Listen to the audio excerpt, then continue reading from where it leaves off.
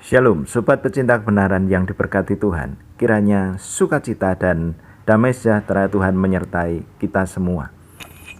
Kali ini kita akan membahas pertemuan dua tokoh, yakni Kornelius, perwira Romawi, orang non-Yahudi, dan Rasul Petrus. Yang menarik adalah bahwa Tuhan merancangkan melalui lawatan ilahi kepada mereka masing-masing, mengingat latar belakang posisi mereka berseberangan, di mana saat itu orang Yahudi tidak bergaul dengan orang non-Yahudi. Bagaimana lengkapnya kisah yang menarik ini? Simak terus sampai selesai.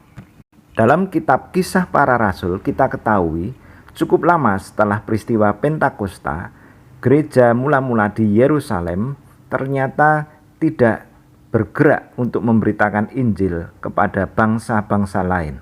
Lukas, penulis kitab ini, mengisahkan permulaan dari perluasan gereja keluar dari wilayah Yudea dipicu oleh adanya penganiayaan yang menekan gereja. Di balik semua itu, pengaturan Tuhan yang memaksa orang-orang percaya agar mereka keluar dari Yerusalem. Kornelius di dalam Kisah Para Rasul pasal ke-10 telah mengalami lawatan Tuhan dan menerima perintah untuk menjemput Petrus yang sebenarnya belum ia kenal sama sekali. Sementara itu bagi Petrus dengan latar belakangnya sebagai orang Yahudi juga menjadi kendala jika ia menjumpai apalagi bertamu ke rumah orang non-Yahudi. Hukum Taurat mengatur umatnya agar tidak bergaul dengan bangsa-bangsa penyembah berhala. Jadi mereka tidak bergaul dengan orang-orang non-Yahudi. Saat itu gereja dan para rasul belum berhasil mengatasi anggapan dan sikap fanatik mereka. Bahkan Petrus saat itu pelayanannya masih terbatas kepada kalangan mereka sendiri. Jadi para rasul saat itu masih abai terhadap amanat agung Tuhan Yesus, di mana ia berpesan agar menjadikan semua bangsa muridnya. Maka dalam Kisah Rasul pasal ke-10, Petrus perlu mendapatkan penglihatan yang mempersiapkan dirinya agar dapat menunaikan tugas untuk menjumpai dan melayani Kornelius serta keluarganya. Dalam kitab Kisah Para Rasul pasal ke-10 ayat ke-9 dan 10 dikisahkan Petrus saat itu sedang di Yope, dan ketika kira-kira pukul 12 siang Petrus naik ke atas rumah untuk berdoa. Ia merasa lapar dan saat sedang menunggu makanan disiapkan, tiba-tiba rohnya dikuasai oleh Roh Tuhan dan ia mendapatkan penglihatan. Pada ayat yang ke-11, Petrus nampak dalam penglihatan itu langit terbuka dan turunlah suatu benda yang berbentuk kain lebar yang tergantung pada 4 sudutnya. Dan di dalamnya terdapat berbagai jenis binatang berkaki 4, binatang menjalar dan burung. Kemudian terdengarlah suara yang berkata, "Bangunlah hai Petrus, sembelihlah dan makanlah." Tetapi Petrus menjawab, "Tidak Tuhan, tidak. Sebab aku belum pernah makan sesuatu yang haram dan tidak tahir." Kemudian terdengarlah pesan itu sampai kepada 3 kali. Mengapa demikian? Karena Petrus menolaknya, sekalipun Tuhan berkata kepada Petrus. Ayat ke-15, "Apa yang dinyatakan halal oleh Allah tidak boleh engkau nyatakan haram." Namun Petrus tetap bersikukuh terhadap pemahamannya dan ia belum mengerti arti dari penglihatan yang ia lihat itu. Ayat 17, Petrus bertanya-tanya di dalam hatinya, apa kiranya arti penglihatan yang telah dilihatnya itu. Sementara itu telah sampai di muka pintu orang-orang yang disuruh oleh Kornelius dan berusaha untuk mengetahui di mana rumah Petrus. Mereka memanggil orang dan bertanya, apakah Simon yang disebut Petrus ada menumpang di rumah itu? Dan ketika Petrus sedang berpikir tentang penglihatan itu, berkatalah roh itu, "Ada 3 orang mencari engkau. bangunlah, turunlah ke bawah, dan berangkatlah bersama-sama dengan mereka. Jangan bimbang, sebab aku yang menyuruh mereka kemari. Jadi di sini kita dengan jelas melihat bahwa Tuhan sendiri yang merencanakan perjumpaan Petrus dan Kornelius, dan keduanya diteguhkan dengan penglihatan. Bahkan penglihatan bagi Petrus begitu jelasnya ketika ia sedang ragu memikirkan arti dari penglihatan yang ia tidak ketahui. Disitulah terdengar suara Roh yang berkata dengan jelas dan memberi kepastian. Dan saat itu ternyata ada utusan dari Kornelius sudah sampai ke Yope.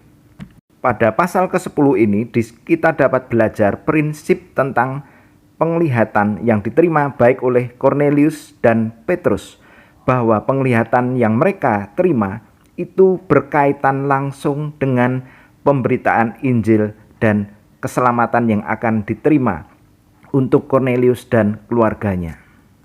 Dan melalui hal inilah Petrus diyakinkan, ia diteguhkan sehingga segera turun dan menjumpai utusan dari Kornelius.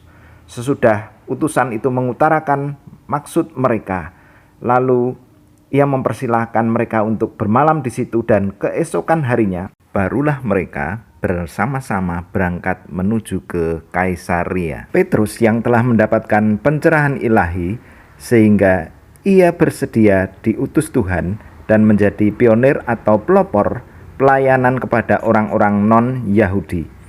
Nah, ketika Petrus dan rombongan tiba di Kaisarea, ternyata Kornelius sudah menantikan kedatangan mereka dan telah mengumpulkan sanak saudara serta para sahabatnya. Kisah Rasul pasal 10 ayat ke-24.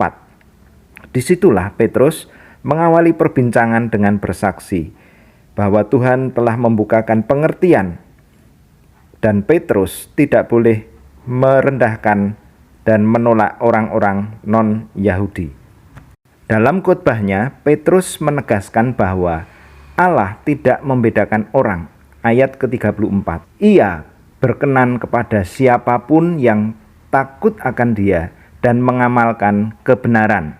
Ayat ke-35. Dan dalam ayat ke-36, Yesus Kristus adalah Tuhan dari semua orang. Jadi di sini jelas bahwa Injil Kristus bukan hanya untuk orang Yahudi saja. Kemudian Petrus melanjutkan khotbahnya dan memberitakan Injil Kristus secara rinci. Kisah Para Rasul pasal 10 ayat ke-42 dan 43. Dan ia telah menugaskan kami memberitakan kepada seluruh bangsa dan bersaksi bahwa Dialah yang telah ditentukan Allah menjadi hakim atas orang-orang hidup dan orang-orang mati.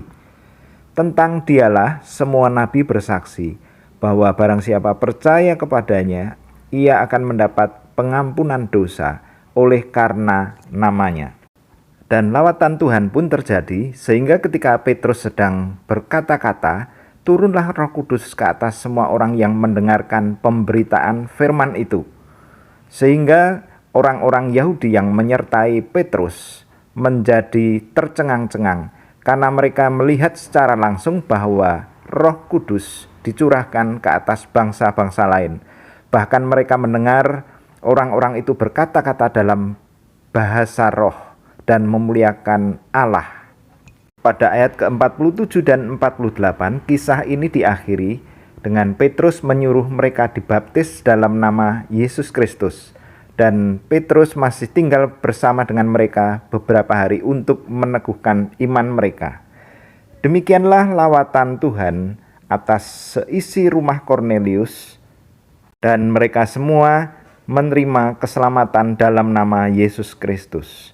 Anugerah Allah terbuka bagi semua bangsa yang mau percaya kepadanya.